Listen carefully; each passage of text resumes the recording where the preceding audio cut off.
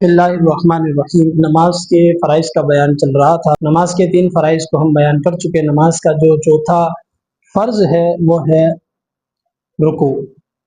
تو رکوع نماز میں کرنا یہ فرض ہے۔ اگر کوئی شخص رکوع نہیں کرتا تو اس صورت میں اس کی نماز نہیں ہوگی۔ رکوع کہتے ہیں اتنا جھکنا کہ ہاتھ گھٹنوں تک پہنچ جائیں۔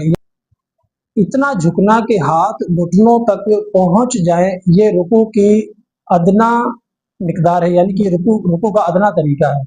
اور اتنا جھکنا کہ کمر بالکل سیدھی ہو جائے، یہاں تک کہ اگر اس کے اوپر کوئی پانی وغیرہ کا گلاس وغیرہ یا کپ پیالہ وغیرہ رکھا جائے تو وہ گرے نہ۔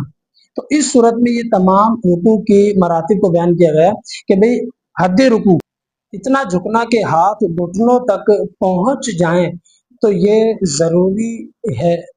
اور اتنا اگر کسی نے رکوع نہیں کیا تو رکوع ہی نہیں ہوگا، رکوع نہیں ہوگا تو نماز نہیں ہوگی۔ کیوں نہیں ہوگی؟ وجہ یہ ہے کہ ہم نے فرائض کو چھوڑ دیا۔ جو فرض ہے ہم پر، ہم نے فرض ایک کام کو چھوڑ دیا، اس فرض کام کے ترک یعنی چھوڑنے پر ہمیں یہ سزا مل رہی ہے کہ ہماری نماز نہیں ہوگی۔ نماز واجب الاعادہ یعنی دوبارہ پڑھنی پڑے گی۔ صلو علی الحبیب صلی اللہ تعالی علی محمد صلی اللہ علیہ وسلم۔